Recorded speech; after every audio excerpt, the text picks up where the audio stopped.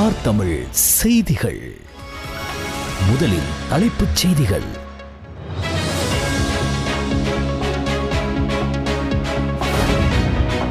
குடிசன மற்றும் வீட்டு வசதிகள் தொகை மதிப்பு 2024 அறிக்கை ஜனாதிபதியிடம் சமர்ப்பிக்கப்பட்டது.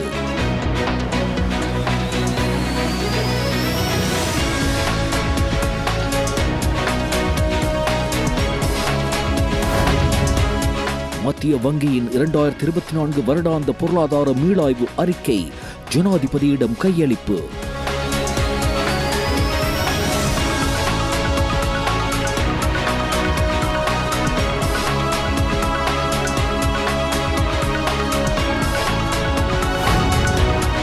பாட்டி டெய்சி ஃபாரஸ்ட் தொடர்பாக வாக்குமூலம் பதிவு செய்ய நாமல் ராஜபக்ச சிஐடியில் ஆஜர்.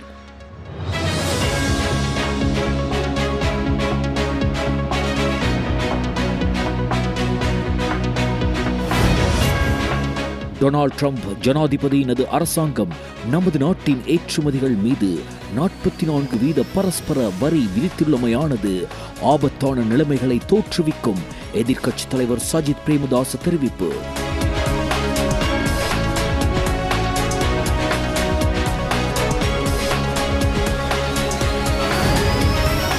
இம்மாதம் 21ஆம் தேதி வரை விளக்கமறியலில் வைக்கப்பட்டார் சாமர சம்பத் தசநாயக்க.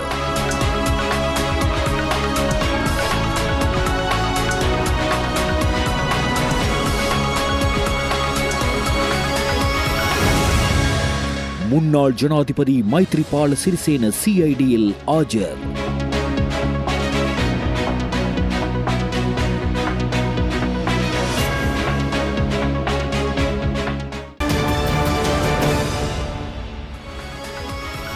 உள்நாட்டுச் செய்திகள். தொகை மதிப்பு மற்றும் புள்ளி விபர திணைக்களத்தினால் நடத்தப்பட்ட குடிசன மற்றும் வீட்டு வசதிகள் தொகை மதிப்பு 2024 அறிக்கை இன்று காலை ஜனாதிபதி அலுவலகத்தில் ஜனாதிபதி அனுரகுமார் திசாநாயக்கவிடம் கையளிக்கப்பட்டது. 2024 அக்டோபர் முதல் டிசம்பர் வரை சேகரிக்கப்பட்ட தரவுகளின் அடிப்படையில் இந்த தொகை மதிப்பு முதற்கட்ட அறிக்கை தயாரிக்கப்பட்டுள்ளது. இலங்கை குடிசன வளர்ச்சி மற்றும் மாவட்ட அடிப்படையிலான சனத்தொகை பரவல் பற்றி இந்த அறிக்கையில் குறிப்பிடப்பட்டுள்ளது. இலங்கையின் அபிவிருத்தி செயல்முறைக்கான கொள்கைகள் மற்றும் திட்டங்கள் வகுக்க அரசாங்கம் அல்லாத ஏனைய நிறுவனங்களுக்கு இந்த குடிசன கணக்கெடுப்பின் மூலம் சேகரிக்கப்படும் தகவல்கள் மிகவும் முக்கியமானவை. குடிசன தொகை மதிப்பு வரலாற்றில் முதல் முறையாக டேப்லெட் கணனிகள் மற்றும் கைபேசிகளை பயன்படுத்தி தரவு சேகரிப்பு மேற்கொள்ளப்பட்டது விசேட அம்சமாகும். அண்மை காலத்தில் நாட்டின் மிக மோசமான பொருளாதார வீழ்ச்சிக்கு பிறகு இலங்கையின் பொருளாதார மீட்சியில் நிலையான முன்னேற்றத்தை எடுத்துக்காட்டும் இலங்கை மத்திய வங்கியின் பிரதான வெளியீடான வருடாந்த பொருளாதார மீளாய்வு அறிக்கை 2024 ஜனாதிபதி மற்றும் நிதியமைச்சர் அனுரகுமார் திசாநாயக்கவிடம் கையளிக்கப்பட்டது.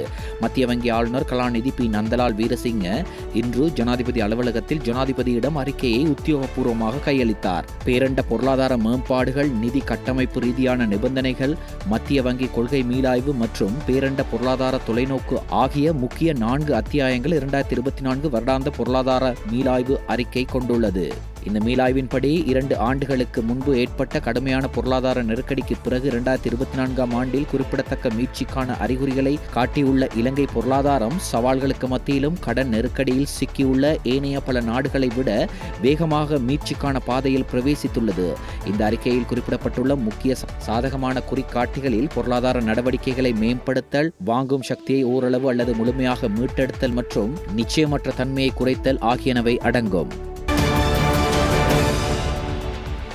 இலங்கை பொதுஜன பெரமுனவின் பாராளுமன்ற உறுப்பினர் நாமல் ராஜபக்ஷ இன்று தனது வாக்குமூலத்தை பதிவு செய்து குற்றப்புலனாய்வு பிரிவிலிருந்து வெளியேறினார். சமீபத்தில் பணமோசடி குற்றச்சாட்டில் கைது செய்யப்பட்டு பின்னர் பிணையில் விடுவிக்கப்பட்ட தனது பாட்டி டெய்சி ஃபாரஸ்ட் தொடர்பாக வாக்குமூலங்கள் பதிவு செய்யவே பாராளுமன்ற உறுப்பினர் நாமல் ராஜபக்ஷ இன்று காலை சிஐடி முன் ஆஜராகியுள்ளார். ஊடகங்களுக்கு பேட்டியளித்த பாராளுமன்ற உறுப்பினர் சிஐடி முன் ஆஜராவது இப்போது தனக்கு ஒரு வழக்கமான நிகழ்வாகிவிட்டது என்று தெரிவித்துள்ளார்.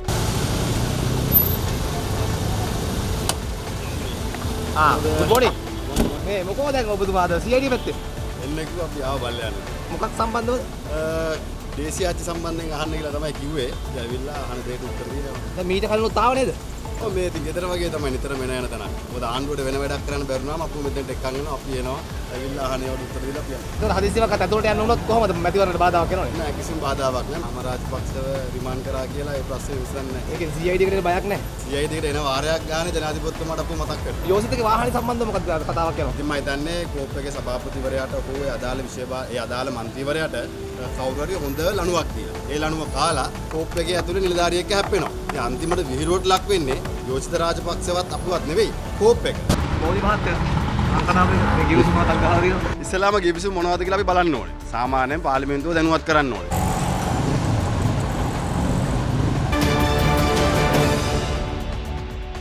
டொனால்ட் ட்ரம்ப் ஜனாதிபதியினது அரசாங்கம் நமது நாட்டின் ஏற்றுமதிகள் மீது 44% பரஸ்பர வரி விதித்துள்ளது. நமது நாடு அமெரிக்க இறக்குமதி பொருட்களுக்கு 88% வரி விதித்தமே இதற்கு காரணமாகும். இதன் காரணமாக நமது நாடு ஏற்றுமதி விலைக்கான போட்டித்தன்மையை இழந்துள்ளது. நாட்டின் ஆடை ஏற்றுமதியில் 40% அமெரிக்காவுக்கு அனுப்பப்படுகிறது.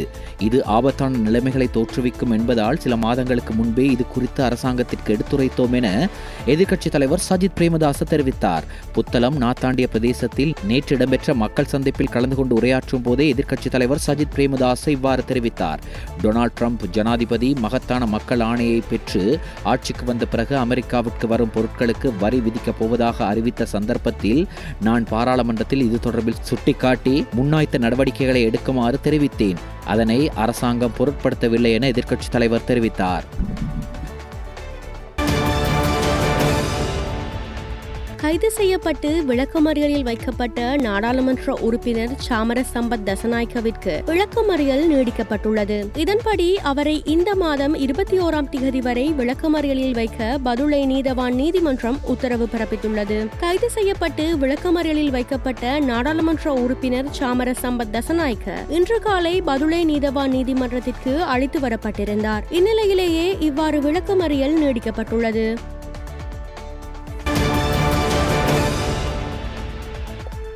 114 உள்ளூராட்சி மன்றங்களுக்கான தபால் வாக்கு சீட்டுகள் அடங்கிய ஒதுக்கப்பட்ட பொதிகளை இன்று தபால் திணைக்களத்திடம் ஒப்படைக்க ஏற்பாடுகள் செய்ததாக தேர்தல் ஆணைக்குழு தெரிவித்துள்ளது.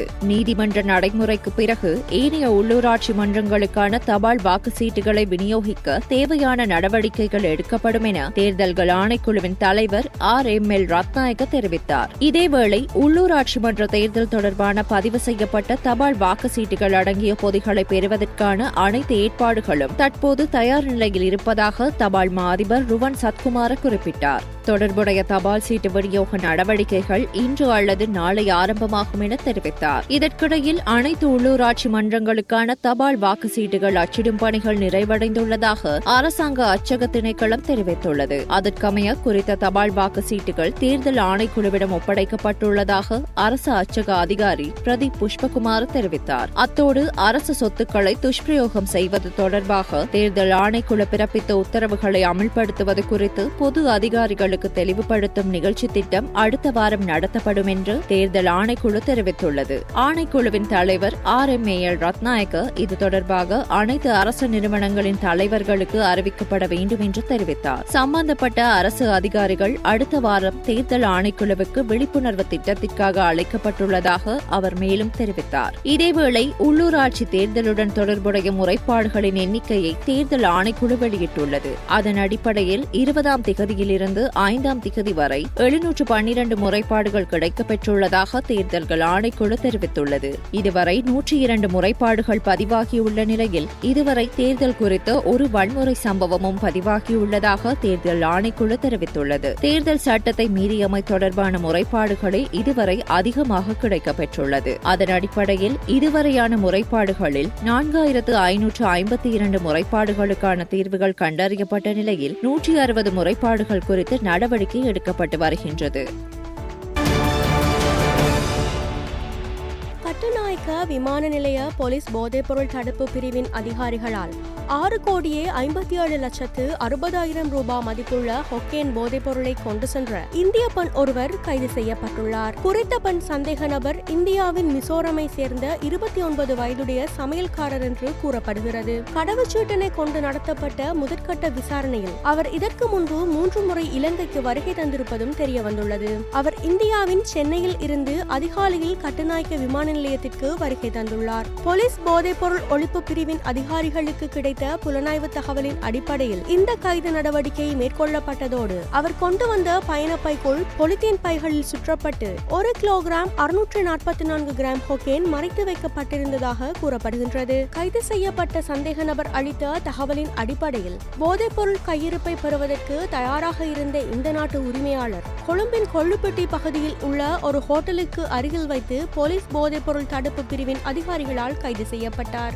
அவர் மாலபே பகுதியில் வசிக்கும் 50 வயதுடைய வர்த்தகர் ஆவார். கைது செய்யப்பட்ட 2 சந்தேக நபர்களும் நீர்கொழும்பு நீதவான் நீதிமன்றத்தில் ஆஜர்படுத்தப்பட்ட பின்னர் தடுத்து வைக்கப்பட்டு விசாரணைகளுக்கு உட்படுத்தப்படுவார்கள் என தெரிவிக்கப்படுகிறது. தேசிய மக்கள் சக்தியின் கேகாலை மாவட்ட பாராளுமன்ற உறுப்பினர் கோசலனுவன் ஜெயவீர காலமானார். திடீர் மாரடைப்பு காரணமாக அவர் கரவனெல்ல ஆதார வைத்தியசாலையில் அனுமதிக்கப்பட்டிருந்த நிலையில் மரணித்துள்ளதாக தகவல்கள் தெரிவிக்கின்றன. உயிரிழக்கும் போது பாராளுமன்ற உறுப்பினர் கோசலனுவன் ஜெயவீரவிற்கு வயது 38 ஆகும். நாட்டின் பொது வைத்தியசாலை அமைப்பு டிஜிட்டல் மயமாக்கப்பட உள்ளதாக சுகாதார மற்றும் வெகுஜன ஊடக அமைச்சர் நலிந்த ஜேதிச வலியுறுத்தினார். கொழும்பில் உள்ள லேடி ரிச்வே சிறுவர் வைத்தியசாலையில் இடம்பெற்ற நிகழ்வில் கலந்து கொண்ட போதே அவர் இவ்வாறு குறிப்பிட்டார். தற்போதைய அரசாங்கத்தின் குறிக்கோள் முழு அரசு சேவையையும் டிஜிட்டல் மயமாக்கி பொதுமக்களுக்கு மிகவும் வசதியான மற்றும் வினைத்திறனான சேவையாக மாற்றுவதாகும். 1.5 மில்லியன் சுகாதார பணியாளர்களின் தகவல்கள் உட்பட மனித வளங்களை நிர்வகிக்க தொழில்நுட்பத்தை பயன்படுத்துவதில் முழு கவனம் செலுத்துவதன் மூலம் அதை டிஜிட்டல் மயமாக்க முயற்சிகள் மேற்கொள்ளப்படும். நோய்வாய்ப்படும் குடிமக்களுக்கு மிக உயர்ந்த அளவிலான பராமரிப்பு சேவையை வழங்குவது சுகாதார நிபுணர்களின் பொறுப்பு. இதற்காக சுகாதார அமைச்சு இதன் கீழ் பணிபுரியும் அனைவருக்கும் தேவையான தொழில் சார்ந்த திறனை வழங்குவதுடன் நோயாளிகளுக்கு மிக உயர்ந்த அளவிலான பராமரிப்பை வழங்கும் சூழலை உருவாக்கும். நாட்டின் சிறந்த பொறியியல் மற்றும் கட்டடக்கலை திறன்களை பயன்படுத்தி நாட்டின் அரசு வைத்தியசாலைகளை ஆக்கப்பூர்வமான மற்றும் கவர்ச்சிகரமான இடங்களாக மாற்றுவதில் தற்போதைய அரசாங்கத்தின் முழு கவனம் உள்ளது என அவர் தெரிவித்தார். வாரத்தின் முதல் நாளான இன்று உலக பங்குச்சந்தைகளில் கடும் தாக்கம் இருந்து வருகிறது. இந்த நிலை தொடர்ந்தால் 1987க்கு பின் நிகழும் மிகப்பெரிய பங்குச்சந்தை சரிவாக அமையும். ஏற்கனவே 2021ஆம் ஆண்டுக்கு பிறகு இன்று பங்குச்சந்தை சரிவு கடுமையாக உள்ளதாக செய்திகள் வந்த வண்ணம் உள்ளன. சிங்கப்பூரின் பங்குகள் இன்று சந்தை தொடக்கத்தில் 7% மேலாக சரிந்தன. மும்பை பங்குச்சந்தை குறியீட்டு எண் சென்செக்ஸ், இந்திய பங்குச்சந்தை குறியீட்டு எண் நிப்டி ஆகியவை கடந்த வாரம் உயர்வை காட்டியது. அதன் பிறகு கடந்த செவ்வாய்க்கிழமை கடும் வீழ்ச்சியடைந்த நிலையில் புதன்கிழமை சற்று ஏற்றம் கண்டது. ஆனால் அமெரிக்க ஜனாதிபதி டொனால்ட் ட்ரம்ப் பரஸ்பர வரி விதிப்பு காரணமாக வியாழன் வெள்ளி ஆகிய நாட்களில் கடுமையான வீழ்ச்சியை சந்தித்தன. முன்னாள் ஜனாதிபதி மைத்ரிபால சிறிசேன இன்று காலை குற்றப்புலனாய்வு திணைக்களத்தில் முன்னிலையாகினார். அரசியல்வாதிகள் உட்பட பல நபர்களுக்கு ஜனாதிபதி நிதியத்திலிருந்து நிதி வழங்கியமை தொடர்பாக வாக்குமூலம் பெறுவதற்காக அவர் குற்றப்புலனாய்வு திணைக்களத்திற்கு அழைக்கப்பட்டிருந்தார். அரச நிறுவனங்களில் திண்மக்கழிவு முகாமைத்துவ ஒழுங்குபடுத்தல் வேலை திட்டத்தை உடன் அமல்படுத்துமாறு அறிவித்து சகல அமைச்சின் செயலாளர்கள், மாகாண பிரதம செயலாளர்கள் மற்றும் திணைக்கள தலைவர்களுக்கும் பொது நிர்வாக மாகாண சபைகள் மற்றும் உள்ளூராட்சி சபைகள் அமைச்சினால் விசேட சுற்றறிக்கை ஒன்று வெளியிடப்பட்டுள்ளது. அதற்கமைய சகல அரசு நிறுவனங்களிலும் 3R எண்ணக்கருவிற்கமைய மட்டுப்படுத்தல், மீண்டும் பயன்படுத்தல் மற்றும் மீள் சுழற்சி என்ற நடைமுறைகள் பின்பற்றப்படுதல் அவசியமாகும் என அந்த சுற்றறிக்கையில் மேலும் சுட்டிக்காட்டப்பட்டுள்ளது. கடமையின் போது இயன்றளவு கடதாசி பயன்பாட்டினை குறைத்தல், தனி பயன்பாட்டு பிளாஸ்டிக் பயன்பாட்டினை இயன்ற வரையில் குறைக்க முயற்சி செய்தல் மற்றும் சுற்றுச்சூழலுக்கு உகந்த மாற்று பயன்பாட்டின் மூலம் பிளாஸ்டிக்கை பயன்படுத்துவதை குறைத்தல் அவசியமாகும். சுற்றுச்சூழலுக்கு உகந்த மற்றும் மீள் சுழற்சி செய்யக்கூடிய உற்பத்திகளுக்காக முன்னுரிமை கிடைக்கும் திட்டமிடல் கொள்கைகளை செயற்படுத்தல், நிலைத்திரு நுகர்வு பழக்கங்களை பின்பற்றுதல், கழிவுகளை சேகரித்தல் மற்றும் அகற்றுதல் போன்ற விடயங்களுக்கு முறையான ஒழுங்குமுறைகளை பின்பற்றுமாறும் அதில் தெரிவிக்கப்பட்டுள்ளது. இந்த சுற்றறிக்கை அமுல்படுத்தப்பட்ட நாளில் இருந்து 6 மாத காலத்திற்குள் தங்களது நிறுவனங்களில் முறையான கழிவு முகாமைத்துவ திட்டம் ஒன்றை தயாரித்து அதனை அமுல்படுத்த வேண்டும் என்பதுடன் அதற்காக நிறுவனத்தின் உத்தியோகத்தர்கள் மற்றும் ஊழியர்கள் நிறுவனங்களுடன் ஒருங்கிணைந்து செயற்பட வேண்டும் என்றும் தெரிவிக்கப்பட்டுள்ளது.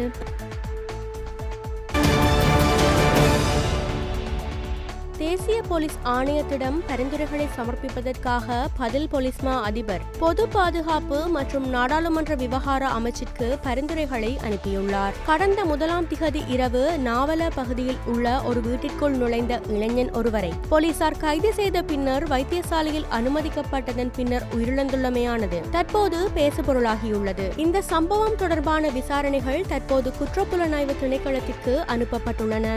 இந்த நிலையில் சம்பவம் தொடர்பாக நியாயமான மற்றும் பாரபட்சமற்ற விசாரணையை நடத்துவதற்காக வெலிக்கடை போலீஸ் நிலைய பொறுப்பதிகாரியை பதவியிலிருந்து நீக்குவதற்கான பரிந்துரைகளை பதில் போலீஸ் மா அதிபர் சமர்ப்பித்துள்ளார். அத்துடன் வெலிக்கடை போலீஸ் நிலையத்தில் இணைக்கப்பட்ட ஒரு சார்ஜென்ட் மற்றும் ஒரு கான்ஸ்டபிள் ஆகியோரையும் இடைநீக்கம் செய்ய பதில் போலீஸ் மா அதிபர் நடவடிக்கை எடுத்துள்ளதாக போலீஸ் ஊடக பிரிவு தெரிவித்துள்ளது. அதேவேளை குறித்த இளைஞன் வாகனங்களை நிறுத்துவதற்கு முயற்சிக்கும் சிசிடிவி காணொளியும் வெளியாகியுள்ளது. பூச சிறைச்சாலையில் கைதியொருவர் உயிரிழந்த சம்பவம் தொடர்பில் நீதி மற்றும் தேசிய ஒருமைப்பாடு அமைச்சர் சட்டத்தரணி ஹர்ஷன நாணயக்கார அறிவுறுத்தலின் பேரில் விரிவான விசாரணை ஆரம்பிக்கப்பட்டுள்ளது. கடந்த 4ஆம் திகதி காலை பூச சிறைச்சாலையில் தடுத்து வைக்கப்பட்டிருந்த சந்தேக நபரின் மரணம் தொடர்பில் போலீசார் விசாரணைகளை நடத்தி வருகின்றனர். இதுபோன்ற சம்பவங்கள் நிகழாமல் தடுக்க தேவையான ஏற்பாடுகளை செய்ய நீதி அமைச்சு மற்றும் சிறைச்சாலைகள் திணைக்கள சிரேஷ்ட அதிகாரிகள் அடங்கிய குழு நியமிக்கப்பட்டுள்ளதாகவும் தெரிவிக்கப்படுகிறது. இருப்பினும் அனைத்து விசாரணைகளையும் விரைவாக முடித்து சம்பந்தப்பட்ட குழுவிடம் அறிக்கை சமர்ப்பிக்குமாறு நீதி மற்றும் தேசிய ஒருமைப்பாடு அமைச்சர் சட்டத்தரணி ஹர்ஷன நாணயக்கார அதிகாரிகளுக்கு அறிவுறுத்தியுள்ளார். இலங்கைக்கு மார்ச் மாதத்தில் 2,29,298 சுற்றுலா பயணிகள் வருகை தந்துள்ளதாக இலங்கை சுற்றுலா மேம்பாட்டு ஆணையகம் உறுதிப்படுத்தியுள்ளது. மார்ச் மாதத்தில் அதிகபட்ச சுற்றுலா பயணிகள் வருகை மார்ச் 1 முதல் 7ஆம் தேதி வரை பதிவாகியுள்ளது. இதில் 53,113 சுற்றுலா பயணிகள் நாட்டுக்கு வருகை தந்துள்ளனர். 2025ஆம் ஆண்டின் முதல் 3 மாதங்களில் இலங்கை இதுவரை 7,22,276 சுற்றுலா பயணிகளை ஈர்த்துள்ளது. இந்த ஆண்டு 3 மில்லியன் சுற்றுலா பயணிகளின் வருகையை இலங்கை இலக்காக கொண்டுள்ளது. இலங்கை ஜனாதிபதி அனுரகுமார திசாநாயக்க அவர்களின் அழைப்பை ஏற்று இலங்கை வந்த இந்திய பிரதமர் மோடி அவர்களுக்கு எதிராக ஒரு கட்சியினால் பாரிய ஆர்ப்பாட்டம் ஒன்று ஏற்பாடு செய்யப்பட்டிருந்தது. நாங்கள் யாராக இருந்தாலும் எந்த அரசியலை செய்தாலும் இலங்கை வரும் சர்வதேச தலைவர் ஒருவருக்கு நாங்கள் பாதுகாப்பை வழங்க வேண்டும், அனைவரது பொறுப்பாகும் என ஜனசெத்த பெரமுனையின் தலைவரான சீலரட்ன தேரர் தெரிவித்தார். கடந்த ஆட்சி காலத்தில் மட்டக்களப்பு மாவட்டத்தில் 400 மில்லியன் ரூபாவுக்கும் அதிகமான நிதி ஒதுக்கீடுகளை கொண்டு வந்து இந்த மாவட்டத்தில் அபிவிருத்திகளை செய்திருந்தேன். ஆனால் தேசிய மக்கள் சக்தி அரசாங்கம் இந்த ஆண்டுக்கான நிதி ஒதுக்கீட்டில் 51 மில்லியன் ரூபாவினை மட்டுமே இந்த மாவட்டத்திற்கு ஒதுக்கீடு செய்துள்ளதாக இலங்கை தமிழரசு கட்சியின் மட்டக்களப்பு மாவட்ட பாராளுமன்ற உறுப்பினர் ராசமாணிக்கம் சாணக்கியன் தெரிவித்தார். மட்டக்களப்பு மகிழூர் கலாச்சார மண்டபத்தில் நேற்று இடம்பெற்ற இலங்கை தமிழரசு கட்சியின் சார்பில் மண்முனை தென்னருவில் பற்ற பிரதேச சபைக்கு போட்டியிடும் வேட்பாளர்களுக்கான அறிமுக கூட்டத்தில் உரையாற்றும் போதே அவர் இவ்வாறு தெரிவித்தார். நீண்ட தூர பயணிகள் போக்குவரத்து பேருந்துகளுக்கு உணவு வசதிகளை வழங்கும் உணவகங்களின் தரம் குறித்து சுகாதார பிரிவினர் ஆய்வு செய்ய வேண்டும் என பேருந்து சங்கம் கேட்டுக்கொண்டுள்ளது. சம்பந்தப்பட்ட உணவகங்களில் உள்ள உணவுகள் சுகாதாரமான முறையில் காணப்படுவதில்லை எனவும் கழிப்பறை மற்றும் சுகாதார வசதிகள் தரமற்ற முறையில் பராமரிக்கப்படுவதாகவும் முறைப்பாடுகள் வந்துள்ளதாக அவர்கள் சுட்டிக்காட்டுகின்றனர். இன்று சர்வதேச சுகாதார தினம் கொண்டாடப்படுகிறது. பொதுமக்களின் சுகாதார தேவை அடிப்படை மனித உரிமைகளில் ஒன்றாக அடையாளப்படுத்தப்பட்டுள்ளது. 1948ஆம் ஆண்டு ஆரம்பிக்கப்பட்ட உலக நலவாழ்வு அமைப்பு 1950ஆம் ஆண்டு முதல் ஒவ்வொரு ஏப்ரல் மாதமும் 7ஆம் திகதி உலக சுகாதார தினமாக கடைபிடிக்கிறது. ஒவ்வொரு ஆண்டும் ஒரு கருப்பொருளை கொண்டு இந்த தினம் கொண்டாடப்படுகிறது. இந்த ஆண்டு உலக சுகாதார தினத்தின் கருப்பொருள் நல்ல சுகாதாரமான ஆரம்பம் ஒளிமயமான எதிர்காலம் என்பதாகும். அதாவது அத்தியாவசிய சுகாதார சேவைகளை பெறுவது ஒருவரின் உரிமை சார்ந்தது என எடுத்து காட்டுகிறது. ஆரோக்கியத்திற்கான பொருளாதாரம் பற்றிய உலக சுகாதார அமைப்பின் கூற்றுப்படி குறைந்தபட்சம் 140 நாடுகள் தங்கள் அரசியல் அமைப்பின் ஆரோக்கியத்தை மனித உரிமையாக அங்கீகரித்துள்ளன. இன்னும் பல நாடுகள் தங்கள் மக்களுக்கு சுகாதார சேவைகளை அணுகுவதற்கான உரிமையை உறுதிப்படுத்த சட்டங்களை நிறைவேற்றவில்லை. இந்த ஆண்டின் கருப்பொருள் பல விடயங்களை உள்ளடக்கியது. வலியுறுத்தியது. அனைவருக்கும் எல்லா இடங்களிலும் தரமான சுகாதார சேவைகள், கல்வி, பாதுகாப்பான குடிநீர், சுத்தமான காற்று, நல்ல ஊட்டச்சத்து, சுகாதாரமான வசிப்பிடம், பாதுகாப்பான பணியிடம் மற்றும் சுற்றுச்சூழல் ஆகியவற்றை உலக சுகாதார அமைப்பு வலியுறுத்துகிறது. செய்திகள் தொடர்கின்றன.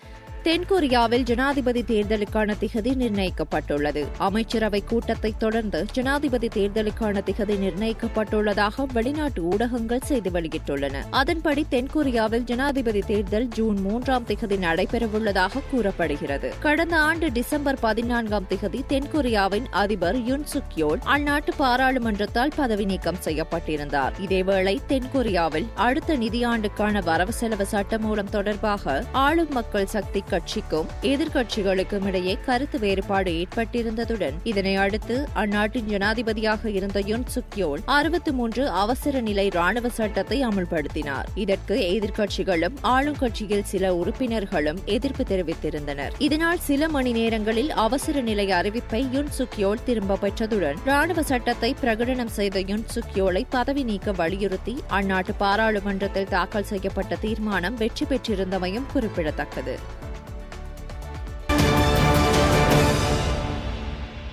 6 ஆண்டுகளின் பின்னர் முதல் முறையாக வடகொரியா பியாங்யாங்கில் சர்வதேச மாரத்தான் போட்டி நடந்தது. இதன்போது கோவிட்-19 தொற்று நோய்க்கு பின்னர் அதன் எல்லைகளை பெருமளவில் மூடியுள்ள தனிமைப்படுத்தப்பட்ட நாட்டில் சுமார் 200 வெளிநாட்டு ஓட்டப்பந்தய வீரர்கள் போட்டியில் பங்கெடுத்தனர். சீனா, ருமேனியா மற்றும் பிற நாடுகளைச் சேர்ந்த விளையாட்டு வீரர்கள் இந்த நிகழ்வில் பங்கேற்க வருகை தந்ததாக அரச ஊடகமான கொரிய மத்திய செய்தி நிறுவனம் மற்றும் டொராங் சின்முன் செய்தி வெளியிட்டன. 1981ஆம் ஆண்டு தொடங்க இந்த மாரத்தான் போட்டி அதன் நிறுவன தலைவர் கிம் இல் சுங்கின் பிறந்த நாளை கொண்டாடும் வகையில் ஆண்டுதோறும் ஏப்ரல் மாதத்தில் நடைபெற்றது. இம்முறை நடந்த இந்த மாரத்தானுக்கு முன்பு இந்த பந்தயம் கடைசியாக 2019இல் நடைபெற்றது. இதில் 950 வெளிநாட்டினர் பங்கேற்றனர். அடுத்த ஆண்டு கோவிட்-19 தொற்று நோய் தாக்கிய போது வடகொரியா எல்லைகளை மூடி தன்னைத்தானே பாதுகாத்துக் கொண்டது.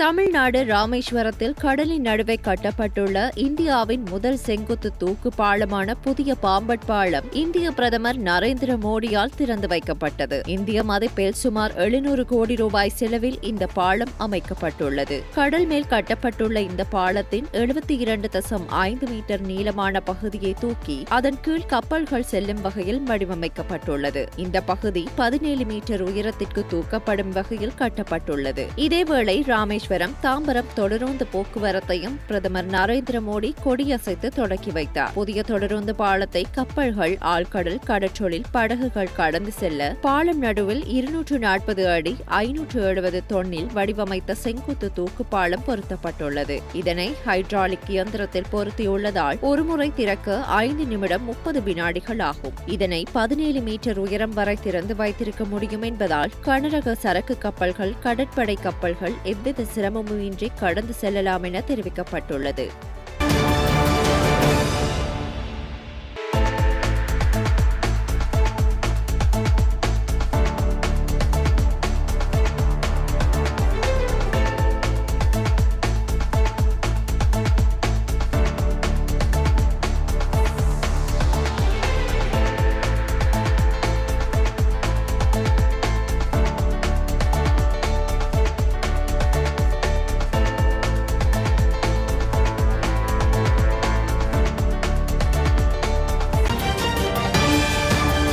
இடைவேளைக்கு பின்னர் செய்திகள் தொடரும். செய்திகள் தொடர்கின்றன. விளையாட்டு செய்திகள். 18வது IPL தொடர் இந்தியாவின் பல்வேறு நகரங்களில் சிறப்பாக நடைபெற்றது. இதில் ஹைதராபாத்தில் நடைபெற்ற 19வது லீக் போட்டியில் குஜராத் டைட்டன்ஸ் அணி மற்றும் சன்ரைசர்ஸ் ஹைதராபாத் அணிகள் மோதின. இந்நிலையில் இந்த போட்டிக்கான நாணய சுழற்சியில் வென்ற குஜராத் அணி களத்தடுப்பை தெரிவு செய்தது. அதன்படி முதலில் துடுப்படுத்தாட களமிறங்கிய சன்ரைசர்ஸ் அணி நிர்ணயிக்கப்பட்ட 20 ஓவர்களில் 8 விக்கெட்டுகளை இழந்து 152 ஓட்டங்களை பெற்று குஜராத் அணிக்கு 153 வெற்றி இலக்காக நிர்ணயித்தது. வெற்றி இலக்கை நோக்கி துடுப்படுத்தாடிய குஜராத் அணி 16 ஓவர் நிறைவில் 3 விக்கெட்டுகளை இழந்து 153 ஓட்டங்களை பெற்று வெற்றியை தனிதார். இதேவேளை 18வது IPL கிரிக்கெட் தொடரின் 20வது லீக் போட்டி இன்றிரவு 7:30 மணிக்கு மும்பை வாங்டே ஸ்டேடியத்தில் ஆரம்பமாக உள்ளது. இதில் மும்பை இந்தியன்ஸ் அணியை பெங்களூர் ராயல் சேலஞ்சர்ஸ் அணி எதிர்கொள்கிறது. நாட்டின் பல பகுதிகளில் பலத்த மின்னல் ஏற்படும் என வளிமண்டலவியல் திணைக்களம் எச்சரிக்கை விடுத்துள்ளது. அதன்படி இன்று 2 மணிக்கு வெளியிட்ட இந்த முன்னறிவிப்பானது இன்றிரவு 11 மணி வரை செல்லுபடியாகும் என்று திணைக்களம் தெரிவித்துள்ளது. சபரகமுவ, மத்திய மற்றும் ஊவா மாகாணங்களிலும் அம்பந்தோட்ட மாவட்டத்திலும் மாலை அல்லது இரவு வேளைகளில் இடியுடன் கூடிய மழை பெய்யும் வாய்ப்பும் பலத்த மின்னல் ஏற்பட அதிக வாய்ப்புள்ளதாக தெரிவிக்கப்பட்டுள்ளது. இடியுடன் கூடிய மழை பெய்யும் போது அந்த பகுதிகளில் தற்காலிகமாக பலத்த காற்று வீசக்கூடும் என்று வளிமண்டலவியல் திணைக்களம் அறிவித்துள்ளது. மின்னல் அபாயங்களை குறைப்பதற்கு தேவையான நடவடிக்கைகளை எடுக்குமாறு வளிமண்டலவியல் திணைக்களம் பொதுமக்களை கேட்டுக்கொள்கிறது.